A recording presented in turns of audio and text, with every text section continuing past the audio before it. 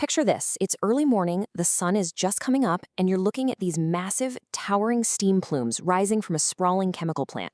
It's a cinematic, almost documentary-style view of the sheer, awe-inspiring scale of this industry. Facilities just like this one are literally churning out the foundational building blocks for, well, everything. Pharmaceuticals, agriculture, the cars we drive, the materials in our homes. But beneath that incredible scale lies a massive, mostly invisible challenge, one that is fundamentally reshaping the financial landscape of the entire sector.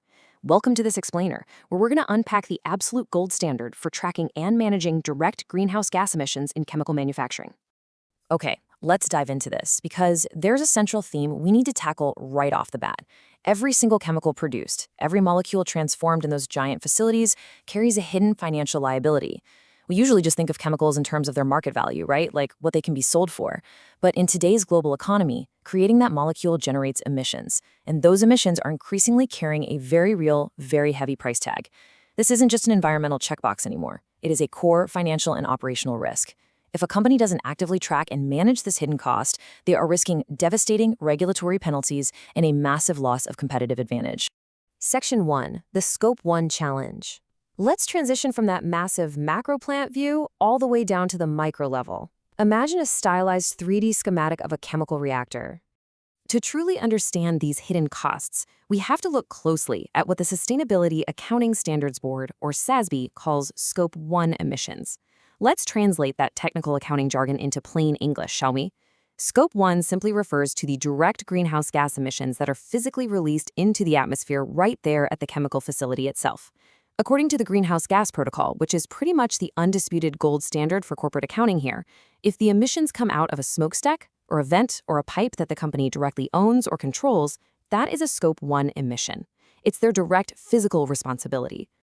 To make this concrete, imagine we're looking inside that 3D reactor, and you see these two distinct types of particles swirling around. Let's call the first group the red particles. These represent emissions from fossil fuel combustion. Chemical manufacturing is incredibly energy intensive. They need massive amounts of heat and power. So when they burn natural gas or other fossil fuels right there on site to generate that heat, those are your red particles. Now, the blue particles? Those represent process emissions. These are the greenhouse gases released not from burning fuel for power, but from the actual chemical transformation of the feedstocks themselves as they are turned into new products. Put the red and the blue together, and you get the total gross global Scope 1 emissions of the facility. Section 2, Navigating Regulatory Compliance. Now let's zoom out to the global market to see how these microscopic particles translate into massive financial risks. You might be wondering, why do financial accountants care so much about physical gases? Well, because of regulatory mechanisms. Imagine a global map, and suddenly specific regions start lighting up.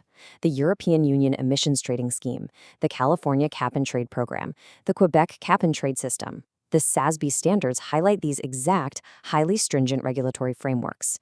When a chemical plant falls under one of these lit-up cap-and-trade zones, those invisible emissions suddenly take shape as very visible, very real financial liabilities on the company's balance sheet. Now, what's really interesting about this slide is the number 7. When we talk about greenhouse gases, most of us immediately just think of carbon dioxide, right? But under the Kyoto Protocol, which the SASB standards actually reference, companies have to rigorously track 7 specific greenhouse gases. Sure, that includes carbon dioxide, but it also includes methane, nitrous oxide, hydrofluorocarbons, perfluorocarbons, sulfur hexafluoride, and nitrogen trifluoride. All 7 of these have to be meticulously consolidated and disclosed in metric tons of carbon dioxide equivalent. It is a highly complex accounting task, but literally vital for compliance. So the crucial takeaway here is how SASB metric RT-CH110A.1 brings us all together. Chemical companies must report their gross global Scope 1 emissions. And critically, they have to report the exact percentage of those emissions that are covered under emissions limiting regulations. Think of this as the regulatory stick. If a high percentage of a company's emissions are suddenly subject to cap-and-trade schemes or carbon taxes, their compliance costs are going to absolutely skyrocket. If they fail to limit their output, they face severe financial penalties. It is a direct, undeniable metric of their exposure to regulatory risk. Section 3, Strategies for Mitigation. Time to talk about the carrot. And this brilliantly illustrates how forward-looking companies are actually fighting back to protect their bottom line and improve their operating efficiency. It's not all doom and gloom. It's a clear progression from strategic planning to concrete facility-level action. First, it starts at the top, with setting firm, time-bound emissions reduction targets, deciding if those targets are absolute or intensity-based. Second, they move into action by implementing alternative, cleaner fuels for their massive energy needs. And third, they dive deep into advancing their actual manufacturing processes to fundamentally reduce the emissions generated by those chemical reactions we talked about earlier. To show you how this mitigation works in practice, the SASB standard points directly to the 12 principles of green chemistry, specifically Principle number 6, Design for Energy Efficiency. Rather than just brute forcing a reaction by burning more fuel, chemical engineers are getting incredibly smart. They are redesigning processes to conduct reactions at ambient temperatures and pressures whenever possible. They're reducing the need for super energy-intensive steps like distillation and drying. They're even capturing excess steam and heat from one process and literally routing it to generate energy for another. These aren't just feel-good environmental wins, they are massive, tangible gains in operational efficiency that directly lower the cost of production. Section 4. Tracking performance and targets. Let's move to and see how this builds into how investors actually evaluate these efforts. At the end of the day, investors need to know if a company is truly mitigating its risks or if they're just, greenwashing. Let's cleanly summarize the two core SASB metrics that provide that objective data. On one side, you have RTCH11A.1. This is strictly quantitative. It demands the hard numbers. Metric tons of emissions, the exact percentage covered by regulations. Boom. On the other side, you have RTCH11A.2.